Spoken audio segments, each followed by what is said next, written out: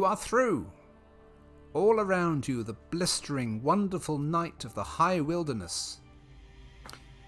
So, we're back. The Avid Horizon consists of 3 parts. The home office, clinging to a pillar of ice. How appropriate. The gate through which Londoners entered the sky, flanked by its towering statues, yes, we remember those, and the quiet sea whose waters are home to those left behind. This is like the first real connection between sea and skies.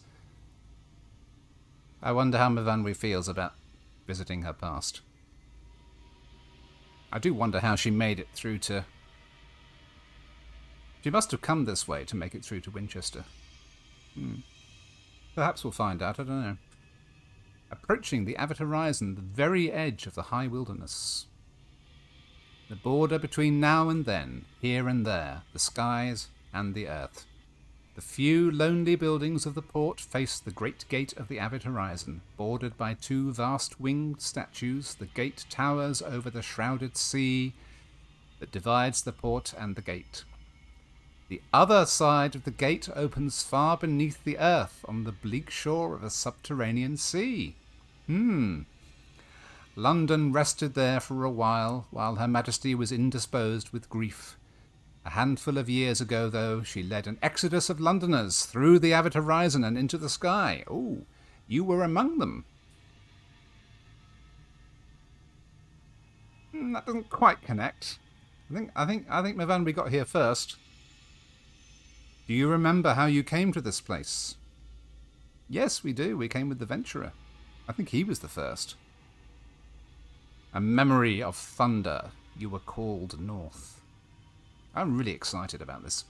The wind's bidding. The Fisher Kings spoke with the wind, and the wind told them to go north. Things can be simple when you're a Fisher King. The wind of old London lived in the cavern roof. It was sullen, but it was clever. The Fisher Kings were perhaps its priests. It told them of other winds, winds that blew in the draughty gulfs between stars, that spoke in dead voices. Perhaps they needed priests too. Weeks later, through the northern ice and the dark beneath the world, you reached the gate. Its statues loomed like giants. The door was open, and the space within was filled with suns and stars and light. A wind blew through it. Oh yes. If you like what's happening in the world of sea and what's happening in the world of skies, then they don't quite match. It's not a perfect match between the 2 universes, but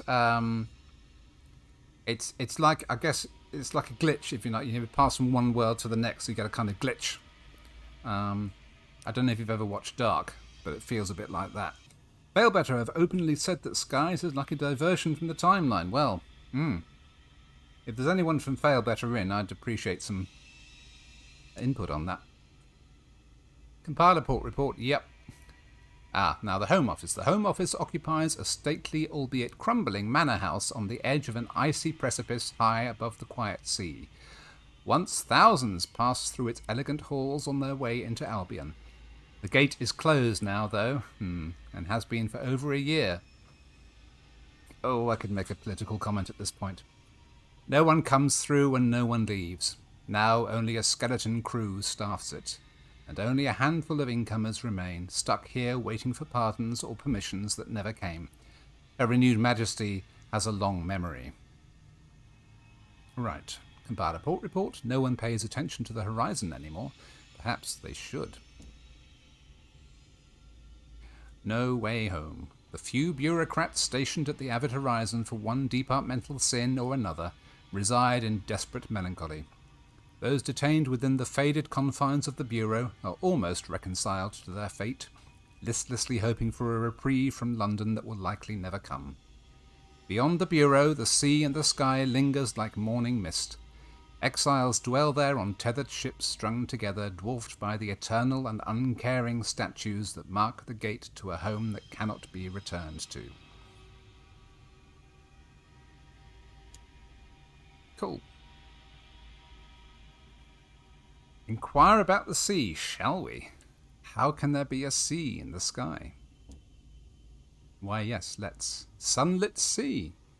A satisfactory scientific answer has yet to be presented. Theories have sprouted like mushrooms in its place. Some say that when the gate was opened, the Untersee spilled through, filling the sky like a leaky tap fills a sink, until Her Majesty's government was able to plug it. Others believe the sea to be variously the effluvia of the murdered sun, amniotic fluid to support the generation of a new sun, the fault of the Royal Society, an industrial accident covered up by one of the work worlds, the tears of Her renewed Majesty for her dead prince. To reach the sea now, one must travel to the stair to the sea, along the ice shelf from the Home Office. I wonder if we can do that. Present yourself at the Home Office. Protocol is everything when it comes to dealing with London's bureaucracy, even at this outpost. Especially at this outpost.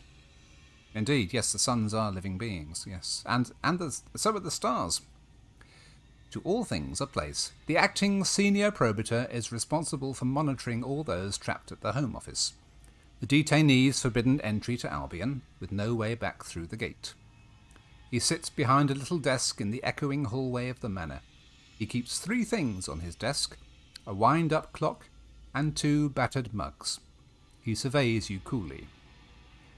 You're welcome to take a look around, though we have precious little in the way of diversions. Have you been out to the flotilla? I must ask you not to pay too much attention to the cultists. And if you have not, I'd recommend staying away. There are good reasons they were never allowed into Albion. You have made yourself known to the Home Bureau. Someone is singing far out on the sea. The acting senior probator slams a window. Fun. Oh, we can take tea here. Take tea, there's always time. The Home Office supplements its meagre funds with a haphazard tea room opened for the occasional visitor. There's a lot of tea rooms in this game. A good brew. Steeped and stewed, the tea has lingered in the Home Office for a very long time. An elderly detainee leans in conspiratorially. Much better than a few years back. It's improved with age. Matured. The detainee is quickly shuffled away so that you can enjoy your tea in peace. And we have brought our terror down to nothing. That's nice. I suppose you do. Yeah. I'm scared.